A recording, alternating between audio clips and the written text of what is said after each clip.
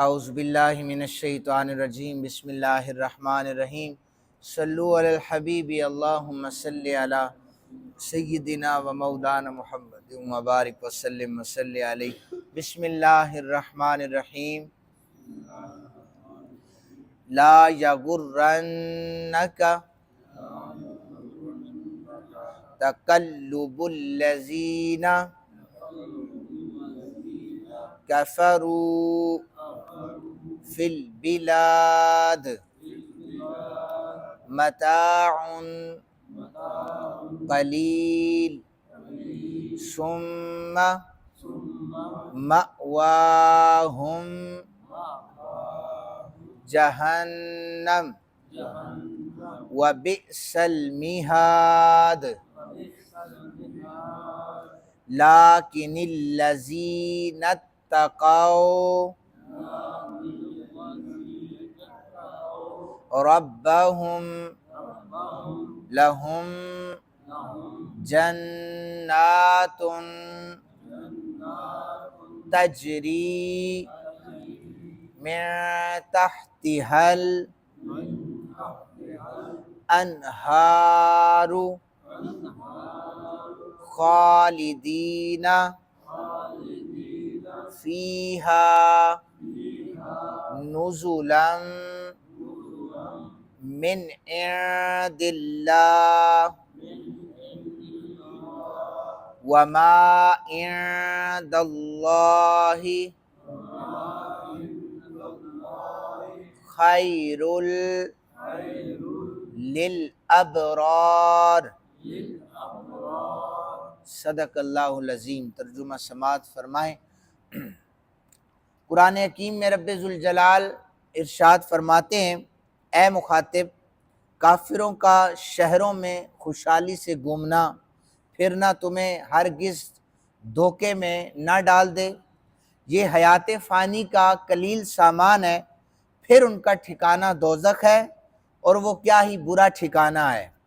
لیکن جو لوگ اپنے رب سے ڈرتے رہے ان کے لیے جنتیں ہیں جن کے نیچے سے دریا بہتے ہیں، اور جن میں وہ لوگ ہمیشہ رہیں گے۔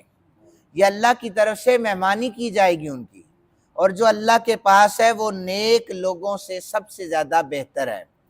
یہ ان آیات کا ترجمہ ہے۔ امام بخاری علیہ الرحمہ نے یہاں پر تکبر کے حوالے سے بیان کیا کہ اس آیت پاک کے ضمن میں کفار سید عالم صلی اللہ علیہ وآلہ وسلم کے سامنے، ان کے غلاموں کے سامنے غرور و تکبر سے چلا کرتے تھے۔ آقا کریم صلی اللہ علیہ وآلہ وسلم کو ایک تسلی دی گئی کہ ان کا عیش و عشرت میں رہنا، آپ اس سے پریشان نہ ہوں، یہ صرف دنیا میں انہیں اللہ تعالیٰ یہ عطا کر رہا ہے، آخرت میں ان کا ٹھکانہ دوزخ ہوگا۔ رسول رحمت صلی اللہ علیہ وآلہ وسلم ایک چٹائی پر آرام فرما رہے تھے۔ آپ کے اور چٹائی کے درمیان کوئی چیز نہیں تھی۔ آپ کے سر کے نیچے ایک چمڑے کا تکیہ تھا جس میں کھجور کی چھال بری ہوئی تھی۔ آپ کے پیروں کے پاس ایک درخت کے پتوں کا ڈھیر تھا۔ آپ کے پاس کچھ بغیر رنگی ہوئی کھالیں لٹکی ہوئی تھی۔ تو صحابہ کہتے ہیں، حضرت عمر بن خطاب رضی اللہ تعالیٰ عنہ راوی ہیں چونکہ، وہ کہتے ہیں کہ میں نے دیکھا کہ چٹائی کے نشان حضور کے بدن مبارک پر نظر آ رہے ہیں۔ یہ کائنات کے سردار چٹائی پر لیٹے ہوئے ہیں اور جسم پر نشان پڑ چکے ہیں۔ حضرت فاروق اعظم کہتے ہیں میں نے یہ منظر دیکھا تو میری آنکھوں سے آنسو جاری ہو گئے، زاروں قطار رونا شروع ہو گئے، اور عرض کرنے لگے، یا رسول اللہ صلی اللہ علیہ وآلہ وسلم، بے شک کیسر و کسرا کے جو لوگ ہیں کس قدر عیش و عشرت سے زندگیاں گزار رہے ہیں، آپ تو اللہ کے رسول ہیں۔ آپ نے فرمایا تم اس بات سے راضی نہیں ہو کہ ان کے لیے دنیا ہو اور ہمارے لیے آخرت ہو؟ انہوں نے دنیا کو لے لیا ہے، ہم نے آخرت کو لے لیا ہے۔ اور ایک اور روایت میں حضرت فاروق اعظم رضی اللہ تعالیٰ عنہ کہتے ہیں کہ سید عالم صلی اللہ علیہ وآلہ وسلم کے پاس 3 کھالوں کے سوا کچھ نہیں تھا۔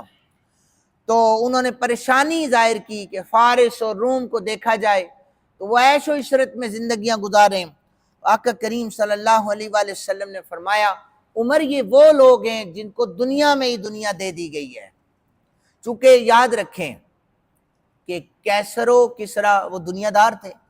ایک کافر اگر کوئی اچھا کام کرتا ہے اسے دنیا میں ہی اس کا اجر مل جاتا ہے، ایک مومن اچھا عمل کرتا ہے تو مومن کو دنیا میں بھی اللہ اجر دیتا ہے، آخرت میں بھی اجر دیتا ہے، یہ مومن کی شان ہے۔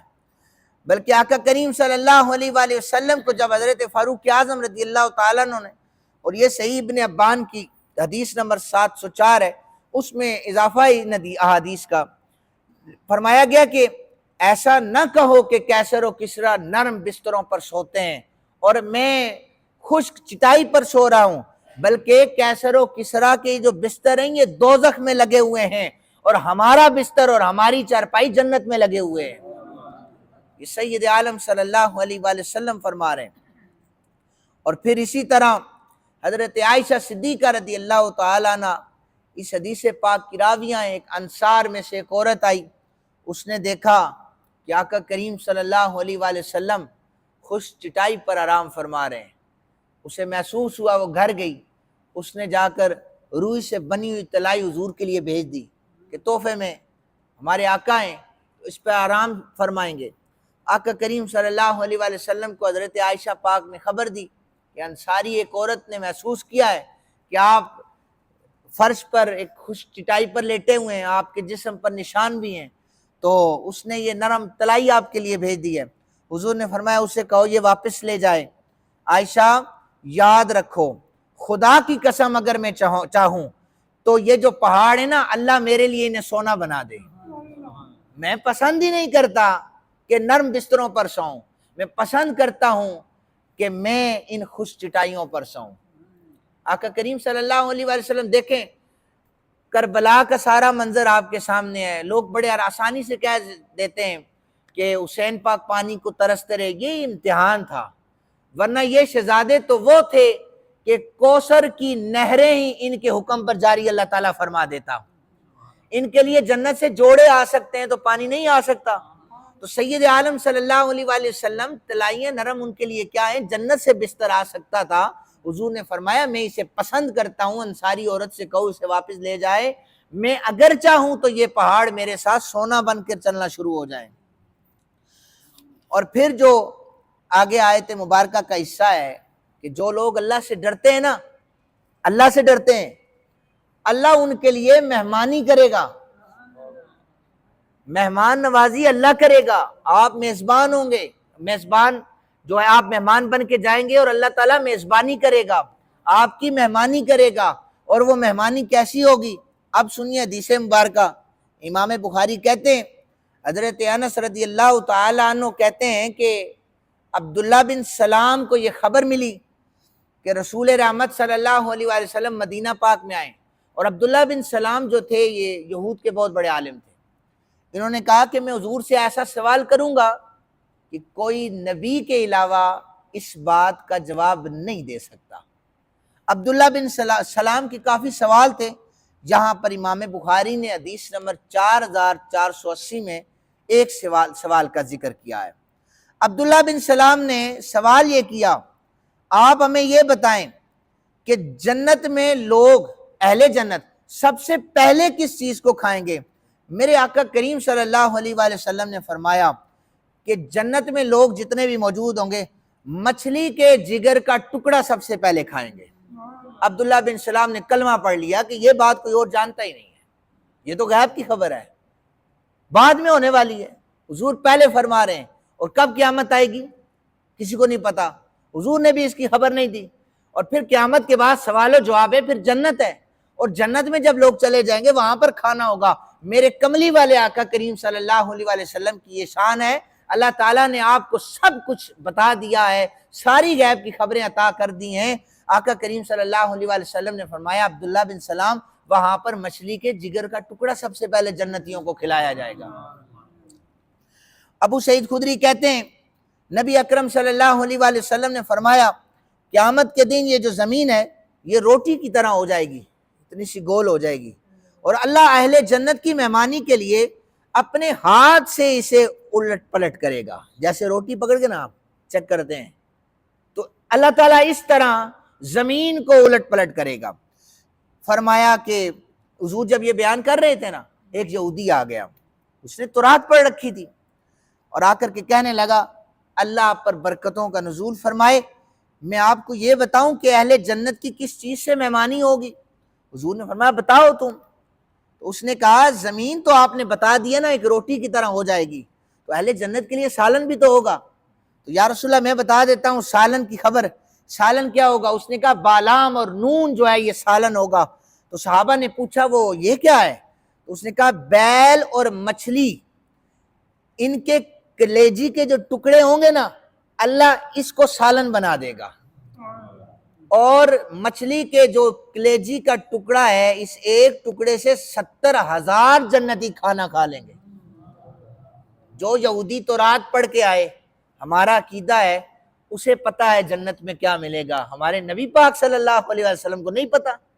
ہمارے پاک نبی صلی اللہ علیہ وسلم کو بدرجہ اتم پتا ہے، اور حضور جانتے ہیں کیا ہوگا، لیکن آقا کریم صلی اللہ علیہ وسلم نے دل جوئی کے لیے فرمایا بتاؤ، تو اس نے بتایا کہ سالن یہ ہوگا۔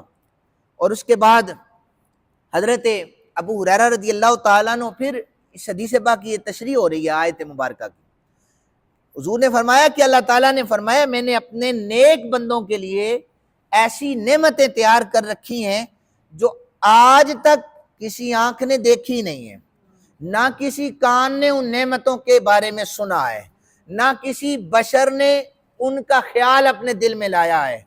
اور فرمایا کہ اگر تم چاہو تو یہ آیت پڑھو، سورہ سجدہ ہے، فرمایا کہ فَلَا تَعْلَمُ نَفْسٌ مَا أُخْفِيَ لَهُم مِّن قُرَّةِ أَعْيُنٍ، سو کسی کو معلوم نہیں کہ ان کی آنکھوں کی ٹھنڈک کے لیے کیا کیا نعمتیں اللہ نے پوشیدہ کر رکھی ہیں۔ وہ نعمتیں ہمارے سامنے نہیں ہیں، یہ نعمتیں ہمارے سامنے ہیں جن پر ہم شکریہ نہیں ادا کرتے نا۔ یہ ہمارے سامنے آنکھ ہے، کان، ناک، ہاتھ ہے، بولنے کے لیے صلاحیت ہے، اور بے شمار نعمتیں ہیں، اگر ہم انہیں کاؤنٹ کریں تو یہ لامحدود ہے، ہم گن نہیں سکتے۔ لیکن فرمایا ان کے علاوہ بھی کچھ ایسی نعمتیں ہیں جو اللہ تعالیٰ مہمانی کرتے ہوئے اپنے بندوں کو عطا فرمائے گا۔ اللہ تعالیٰ سے دعا ہے اللہ تعالیٰ یہ سارا کچھ ہمارے نصیب میں لکھے اور ہمیں بھی جنت عطا فرمائے، اور اس کے لیے پہلے محنت کی یہ ضرورت ہے کہ ہم اس کے بتائے ہوئے اصولوں کے مطابق زندگی گزاریں۔ اگر احکامات خداوندی پر زندگی نہیں گزر رہی تو پھر جنت کا اصول پورا نہیں ہو رہا۔ اللہ تعالیٰ ہم سب کو عمل کرنے کی توفیق عطا فرمائے۔ وما علینا الا البلاغ۔